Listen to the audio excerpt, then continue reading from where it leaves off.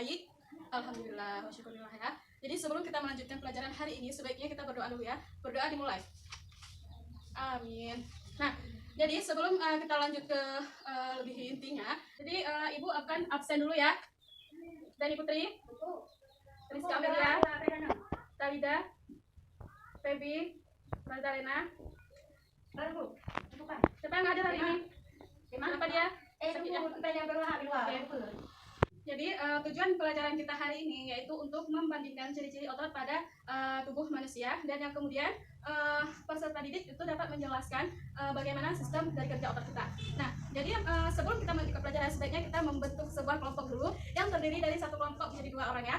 Kelompok terus dibagi satu kelompok 2, atau enggak kalian berdua satu kelompok. Ini kelompok 1, ini kelompok 2, ini kelompok 3 dan seterusnya. Ngerti anak? Sulit. Nah, sebelum kita lanjut pelajaran hari ini, ada yang tahu materi sebelumnya tentang apa? Ya, tentang apa? Tentang apa? Oh, sistem pencernaan ya. Apa saja sistem pencernaan pada manusia? Ya, betul sekali. Tepuk tangan buat kawan kita yang menjawab tadi. Nah, jadi apakah kalian tidak ada? Jadi materi kita hari ini yaitu tentang sistem gerak pada manusia. Nah, bagaimana sih cara manusia itu bergerak? Disebabkan oleh apa? Ada yang bisa jawab? Ya, kamu dari Putri apa? Karena tulang ya, ya. Lain? Maka oke. Nah, jadi manusia itu banyak melakukan aktivitas dari bangun tidur sampai tidur kembali ya. Kemudian, tahukah kalian jika gerakan yang dilakukan oleh manusia itu menggunakan sejumlah organ, rangka, persendian hingga otot yang disebut dengan sistem gerak. Nah, sistem gerak ini sebagai satu kesatuan yang kompleks. Kalau misalnya tidak ada salah satu dari sistem gerak ini, maka pergerakan kita itu tidak normal. Misalnya nih ada yang cacat, pasti nanti ada saja kendala waktu kita melakukan aktivitas ya kan. Kemudian organel yang di dalam tubuh yang menunjang untuk melakukan gerakan itu ada yang Ibu jelaskan tadi. Ada apa saja? Rangka, persendian, ada apa lagi? Apa lagi? Otot. Nah, jadi yang pertama di sini Ibu akan menjelaskan tentang otot rangka ya, yang dimana rangka pada tubuh manusia itu terdiri dari 206 ruas tulang yang bentuk dan ukurannya itu sangat berbeda. Nah, rangka bagian dalam dilindungi oleh daging dan kulit yang bertujuan untuk melindungi bagian-bagian dalam rangka yang lunak. Kalau misalnya nih tulang yang di dalam tubuh kita itu tidak dilindungi oleh daging dan kulit, itu bisa kebayang nggak sih? Misalkan. Nah, selanjutnya tulang itu jaringan tubuh yang terdiri dari sel-sel yang tertanam dalam antar sel keras. Nah, tulang itu tersusun dari tubuh atas hingga tubuh bawah. Kalau dari tubuh atas itu dari tengkorak, tengkorak kita, tempurung tengkorak kita sampai ke bagian bawah itu ujung-ujung kaki kita. Nah, kemudian tulang itu ada tulang tengkorak, tulang kepala, kemudian ada tulang badan, tulang anggota gerak lainnya. Dan tulang tengkorak itu dia tersusun atas tulang pipi, saling berhubungan dan membentuk tempurung tengkorak. Dan tulang badan itu yang bentuknya membentuk badan. Nah, kemudian tulang badan itu terdiri dari tulang belakang. Mana tulang belakangnya? Terletak di mana? Ya, di punggung kan. Kemudian ada tulang dada. Tulang dada di mana letaknya? Kamu? Oke. Nah, selanjutnya ada tulang apa lagi? Tulang bahu. Nah, di mana? Di sini kan. Dan kemudian ada tulang punggung. Tulang punggung di mana? Di sini kan? Nih. Kalau misalnya kita tunjukkan pada anak cowok itu lebih jelas karena kita cewek jadi susah sedikit. Kemudian ada sendi. Nah, pada sistem gerak sendi ini sangat berperan penting dalam proses suatu aktivitas atau gerakan. Kalau misalnya nih ya anak-anak, kita tidak mempunyai sendi. Kan di sini mempunyai sendi.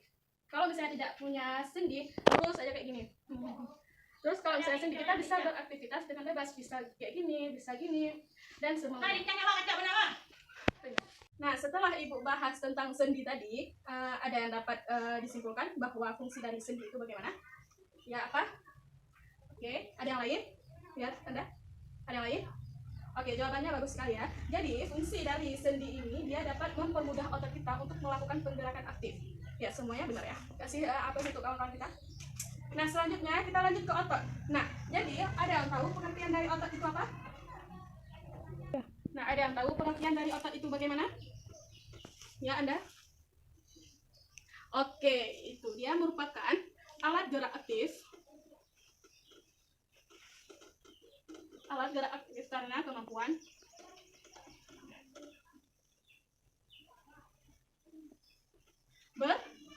berkontraksi. otot gerak ini adalah alat gerak aktif karena kemampuannya dalam berkontraksi. Nah, ada tiga karakter dari otot ini, yaitu ada apa saja? Kontraktibilitas, stabilitas, ada lagi elastisitas,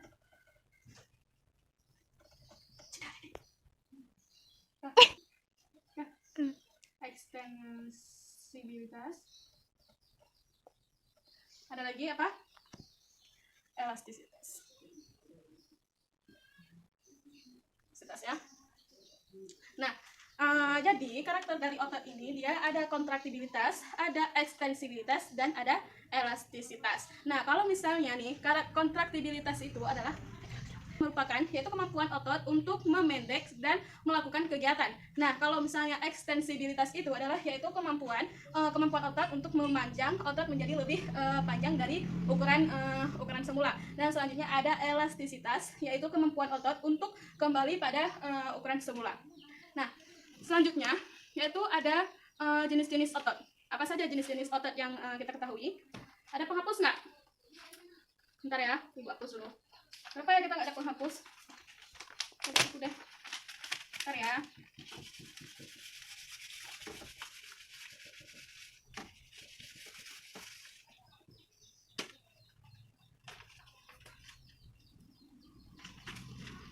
Apa saja jenis-jenis otot?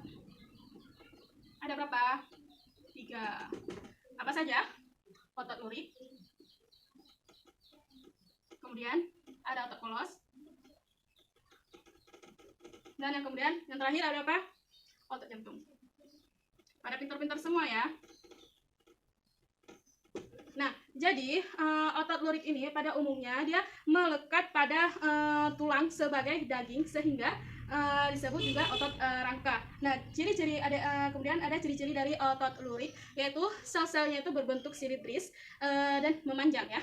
Dan yang kemudian mempunyai banyak inti sel yang terletak pada di tepi ototnya. Dan kemudian ada otot polos. Nah, otot polos ini dia otot polos yang banyak dijumpai di organ-organ dalam kita, misalnya pada sistem pencernaan, pada sistem pernapasan, dan juga pada pembuluh darah. Nah, selanjutnya itu ada otot jantung. Nah, kalau misalnya otot jantung ini dia mempunyai struktur yang hampir mirip dengan otot lurik, hanya saja serabut-serabutnya itu yang dapat membedakan antara keduanya. Nah, di sini tuh di PPT Ibu ada sebagian perbedaan ciri dari otot lurik dan otot polos dan otot jantung. Kalau misalnya kita lihat dari ciri tata letaknya itu, kalau misalnya otot lurik itu melekat pada tulang dan otot polos itu di organ-organ dalam, dan yang kemudian otot jantung itu di dinding jantung. Nah, selanjutnya ada ciri dari inti sel. Kalau misalnya kita lihat pada inti sel otot lurik, otot polos, dan otot jantung itu, kalau inti sel pada otot lurik itu banyak kita temukan di tepi. Kalau misalnya otot polos itu dia satu di tengah, dan otot jantung itu sama juga seperti otot polos, yaitu satu. Dan yang kemudian ada pengontrolan. Nah, pengontrolan pada otot lurik, otot polos, dan otot jantung itu, yang otot lurik ini berbeda daripada otot polos dan otot jantung. Kalau otot lurik ini dia secara sadar. Kalau misalnya pada otot polos dan otot jantung itu secara tidak sadar. Nah, kemudian ada bentuk selnya. Bentuk sel dari otot lurik, otot polos, dan otot jantung. Kalau misalnya otot lurik itu dia berbentuk silinder, dan otot polos berbentuk gelendong, dan yang otot jantung berbentuk bercabang. Dan kemudian ada garis melintang. Kalau misalnya dilihat pada garis melintang itu otot polos yang tidak ada. Otot lurik dan otot jantung dia ada. Nah, kemudian ini ada otot maaf ya, saya tadi sudah menjelaskan. Nah, yang kemudian itu ada sifat kerja otot. Nah, selanjutnya itu ada sifat kerja otot. Yang pertama itu ada otot sinergis. Sinergis ini adalah otot yang berkontraksinya itu menimbulkan gerak searah. Contohnya itu otot antar tulang rusuk pada saat kita bernafas. Ya kan? Kalau misalnya kita bernafas dengan perut, maka tulang rusuknya itu bergerak dengan searah. Kemudian ada juga otot antagonis. Nah, otot antagonis itu dia dua otot atau lebih yang tujuan kerjanya itu berlawanan. Misalnya contohnya ekstensor. Ekstensor itu dia meluruskan, dan fleksor itu dia membengkokkan. Tahu? Misalnya nih pada gerakan bicep dan tricep, kalian pasti pernah mendengar bicep dan tricep pada waktu SMP, ya kan? Nah, Nah, yang tadi Ibu jelaskan tadi itu ada extensor, yaitu meluruskan kan. Nah, ini dapat meluruskan, dan yang kemudian ada flexor, membengkokkan. Nah, ini dinamakan dengan bicep, dan ini dikatakan dengan gerakan tricep. Nah, selanjutnya ada abduktor, yaitu menjauhi badan, dan abduktor yaitu mendekati badan. Misalnya gini, ini dikatakan dengan abduktor, yaitu menjauhi badan, dan yang ini dikatakan dengan abduktor, yaitu mendekati badan. Sudah paham? Nanti Ibu tanyakan satu-satu. Yang kemudian itu ada depressor, yaitu ke bawah, dan elevator ke atas. Misalnya nih, nah misalnya itu ada,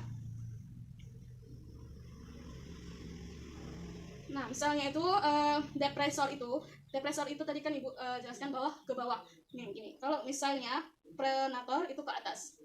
Nah, jadi kayak mengganggu kepala gitu ya kan. Dan selanjutnya itu ada supinator yang menengadah, dan pronator mengelungkup.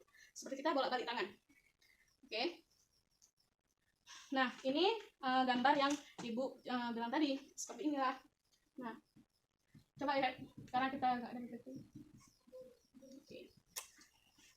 Sudah paham semua sampai materi ini? Baik. Nah, baik. Kalian tadi kan sudah Ibu bagikan kelompok. Nah, sekarang Ibu bagikan LKPD-nya ya.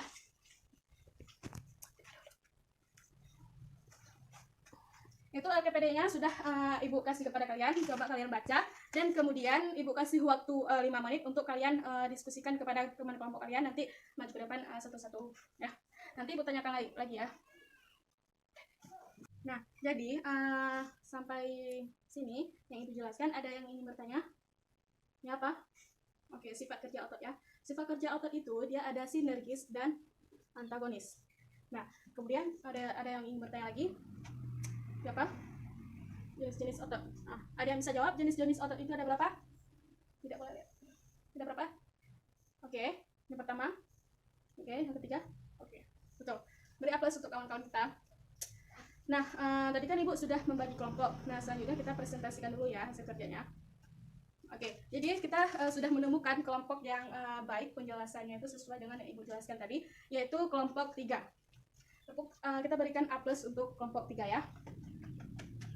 Nah, jadi sampai di sini saja pertemuan kita hari ini. Sebelum kita mengakhiri pembelajaran hari ini, sebaiknya kita menyimpulkan sama-sama kesimpulan pada materi hari ini. Nah, jadi jenis-jenis otot itu ada berapa?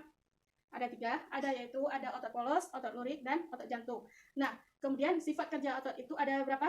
Ada 2, yaitu ada sinergis dan antagonis. Dan yang kemudian itu ada rangka. Ada otot rangka ya. Siapa saja?